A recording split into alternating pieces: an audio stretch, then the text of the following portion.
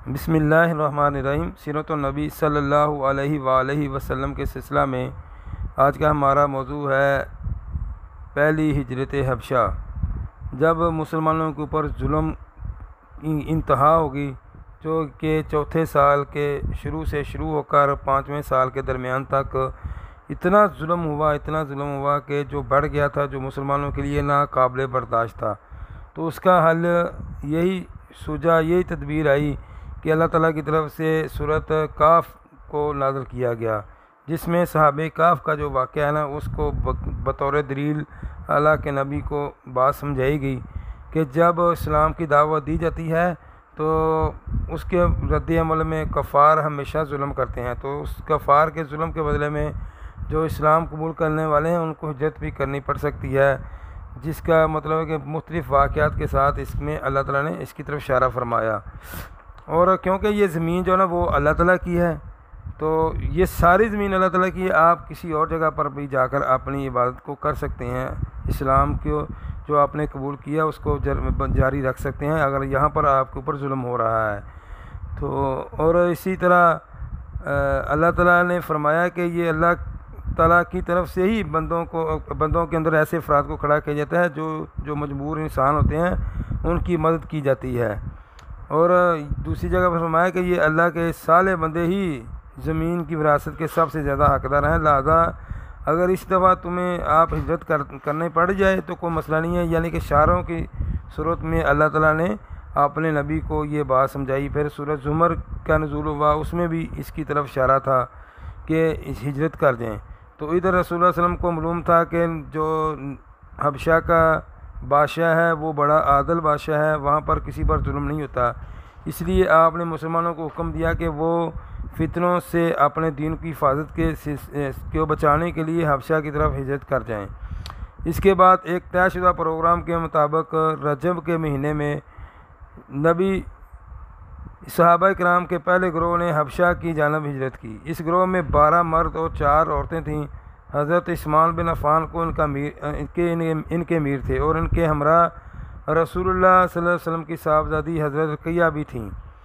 تو رسول اللہ صلی اللہ علیہ وسلم نے ان کے بارے میں فرمایا کہ حضرت ابراہیم علیہ السلام اور حضرت لوط علیہ السلام کے بعد یہ پہلا گھرانہ ہے جس نے اللہ کی راہ میں ہجرت کی۔ یہ لوگ رات کی تاریکی میں چپکے سے نکل کر نئی منزل کی طرف روانہ ہوئے۔ تو رازداری کے ساتھ اس کا سفر کرنے کا مقصد یہ تھا کہ رازداری کے ساتھ سفر کیا جائے تاکہ قریش کو علم نہ ہو سکے، وہ آپ کے اوپر ظلم نہ کر سکیں۔ رخ بحر احمر کے بندرگاہ کی جانب تھا۔ خوش قسمتی تھی کہ وہاں پر 2 تجارتی کشتیاں موجود تھیں جو حبشہ کی طرف جا رہی تھی، تو مسلمان اس میں سوار ہو کر عافیت کے ساتھ سمندر پار کر کے حبشہ چلے گئے۔ قریش کو جب ان کے بارے میں علم ہوا، وہ پیچھے انہوں نے ڈھونڈنے کی کوشش کی، مگر وہ لیٹ ہو چکے تھے، تو آرام کے ساتھ صحابہ جناب ادھر پہنچ گئے۔ تو اسی سال رمضان میں یہ واقعہ پیش آیا کہ نبی صلی اللہ علیہ وسلم ایک بار حرم تشریف لے گئے، تو وہاں پر قریش کا بہت بڑا مجمع تھا، ان کے سرداران بڑے بڑے لوگ جمع تھے۔ آپ نے ایک دم اچانک کھڑے ہو کر سورہ نجم کی تلاوت شروع کر دی، تو ان کفار نے اس سے پہلے عموماً قرآن کو نہیں سنا تھا، کیونکہ وہ جب بھی آپ صلی اللہ علیہ وسلم قرآن کو بیان کرتے یا پڑھتے تو وہ شور کرتے، وہ سنتے نہیں تھے۔ تو اس دفعہ ان کو سننے کا موقع مل گیا، تو انہوں نے قرآن کو سنا۔ تو اللہ تعالیٰ نے فرمایا کہ اس قرآن کو وہ بلکہ حتیٰ کہ وہ کہتے ہیں کہ اس قرآن کو مت سنو، کہ اگر اس میں سنیں گے تو کیا ہوگا، اس کو پر عمل بھی کر سکتے ہیں اور ہم مسلمان بھی ہو سکتے ہیں۔ تو جب نبی صلی اللہ علیہ وسلم نے چانے کی صورت کی تلاوت شروع کی اور ان کے کانوں میں ناقابل بیان یعنی کہ جو قرآن کا فہم ہے ان کے کانوں میں جب ٹکرائی، تو وہ بے ساختہ اس صورت کو سنتے رہے،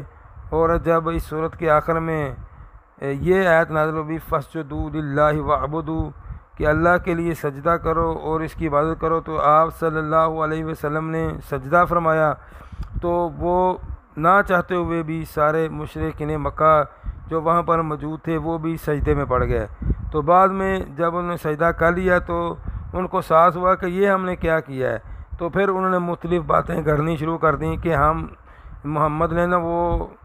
جو یہ ہمارے بت ہیں ان کی بات کی تھی، تو ہم اس لیے ہم سجدہ ریز ہوئے ہیں، جبکہ وہ بات ان کو، یہ تو کافروں کا کام ہے کہ بات کو عدل بدل کرنا، تو مگر اصل بات تو یہی تھی کہ ان کے اوپر اتنا قرآن کا اثر ہوا کہ وہ سجدے میں چلے گئے غلطی کے ساتھ۔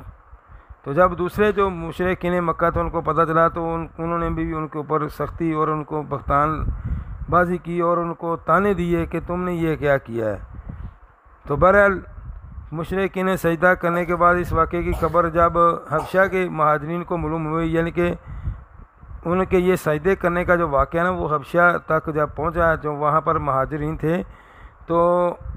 ان کو یہ خبر پہنچی کہ وہ سارے مسلمان ہو چکے ہیں،